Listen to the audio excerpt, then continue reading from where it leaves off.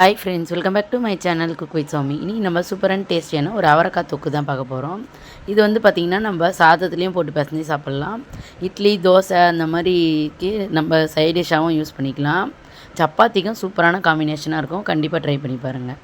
இதுக்கு ஃபஸ்ட்டு நம்ம அவரைக்காய் எடுத்துருக்கோம். சின்ன வெங்காயம், பூண்டு, பெரிய வெங்காயம், தக்காளி, 2 காஞ்ச மிளகாய், மிளகாய்த்தூள், உப்பு, எண்ணெய், இவ்வளோ தான் நமக்கு தேவையான பொருட்கள்.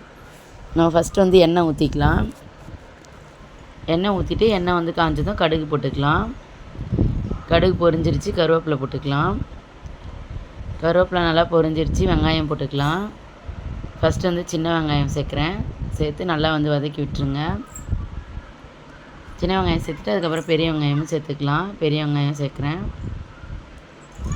காஞ்ச மிளகாய் சேர்த்தாச்சு. இப்போ எல்லாத்தையும் சேர்த்து நம்ம வதக்கிக்கலாம். பூண்டு சேர்த்துக்கலாம். இப்போ எல்லாத்தையும் நம்ம வந்து சேர்த்து வச்சு நல்லா வந்து வதக்கி எடுத்துக்கோங்க. வெங்காயம், காஞ்ச மிளகாய், பூண்டு எல்லாமே நல்லா வந்து வதங்கி வரணும். அப்போ தான் நமக்கு அவரைக்காய் தொக்கு வந்து ரொம்ப வந்து டேஸ்டியாக கிடைக்கும். நம்ம சப்பாத்தி, சாதம் எல்லாத்துக்குமே சூப்பரான காம்பினேஷனாக இருக்கும். கண்டிப்பாக ட்ரை பண்ணி பாருங்கள். நல்லா வந்து வதக்கி விட்டுறணும். இப்போ தக்காளி சேர்த்துக்கலாம். இப்போ வெங்காயம், தக்காளி, பூண்டு எல்லாமே ஒன்றா சேர்ந்து நல்லா வந்து மேஷ் ஆகி வதங்கி வரணும். அந்தளவுக்கு நம்ம வதக்கி எடுத்துக்கணும். அப்போ தான் நமக்கு ரெசிபி வந்து சூப்பராக வரும். இப்போ பாருங்கள், எல்லாத்தையும் வந்து வதக்க ஆரம்பித்தாச்சு. இப்போ பாருங்கள், நல்லாவே வந்து வதங்கிடுச்சு பாருங்கள். தக்காளிலாம் நம்ம போட்டதே தெரியல. நல்லா மேஷ் ஆகி வதங்கிடுச்சு பாருங்கள். கொஞ்சமாக வந்து மஞ்சள் தூள் சேர்த்துக்கலாம். மஞ்சள் தூள் சேர்த்தாச்சு. இப்போ சேர்த்து நல்லா வந்து கலந்து விட்டுருங்க. மஞ்சள் தூளும் எல்லா பக்கமும் படுற மாதிரி. இப்போ மஞ்சள் தூள் சேர்த்தாச்சு. எல்லாத்தையும் வந்து நல்லா கலந்து விட்டு நல்லா வதக்கிக்கலாம். இன்னும் கொஞ்சமாக வந்து மஞ்சள் தூள் சேர்த்துக்கிறேன். காய்கறி நல்லா வதங்கணும் ஃப்ரெண்ட்ஸ். அதுதான் வந்து நல்ல ஒரு டேஸ்ட்டை கொடுக்கும் நமக்கு.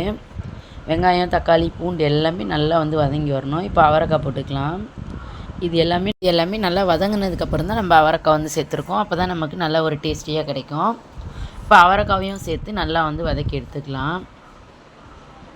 எல்லாமே காய்கறி வதங்கிறத பொறுத்து தான் இருக்குது ஃப்ரெண்ட்ஸ். நல்லா வந்து வதக்கிக்கோங்க. அப்போ தான் நமக்கு டேஸ்ட் நல்லா கிடைக்கும். நம்ம அப்படியே விட்டுட்டோம்னாலும் அடி வந்து பிடிச்சிரும். அதனால் வந்து கைவிடாமல் இது கொஞ்சம் கிளறிட்டே இருக்கணும். ஒரு நிமிஷத்துக்கு ஒரு முறை நம்ம கலந்துக்கிட்டே இருக்கணும். அப்போ தான் நமக்கு ரெசிபி பர்ஃபெக்டாக வரும். இப்போ மிளகாய்த்தூள், உப்பு வந்து சேர்த்துக்கலாம். உங்கள் காரத்துக்கு ஏற்ற மாதிரி நீங்கள் மிளகாய்த்தூள், உப்பு கூட குறைச்சே சேர்த்துக்கலாம்.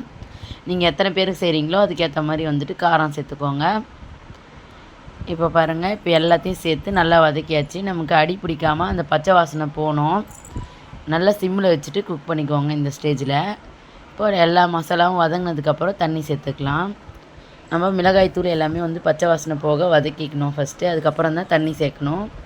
அப்போ தான் நமக்கு தொக்கு வந்து நல்லா ஒரு டேஸ்ட்டாக கிடைக்கும். இப்போ எல்லாத்தையும் நல்லா வந்து கலந்து விட்டுருங்க. தண்ணி நமக்கு தேவையான அளவுக்கு அட்ஜஸ்ட் பண்ணிக்கலாம் ஊற்றி.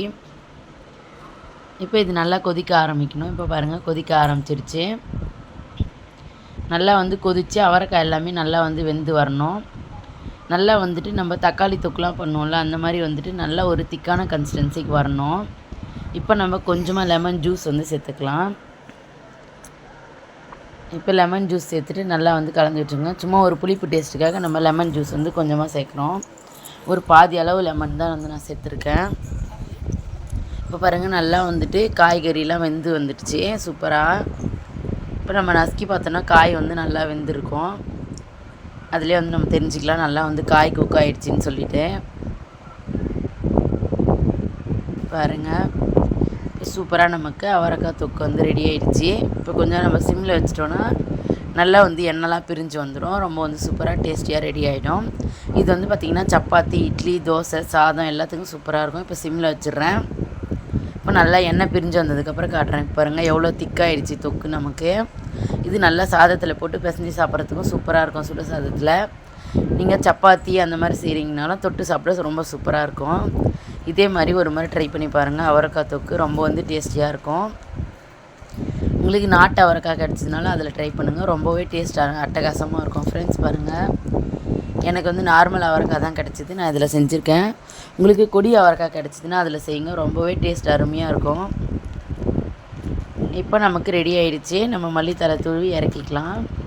இந்த மாதிரி சூப்பரான இன்ட்ரெஸ்டிங்கான ரெசிபீஸ்க்கு நம்மளோட சேனலை சப்ஸ்கிரைப் பண்ணிக்கோங்க. தேங்க்யூ, பாய்.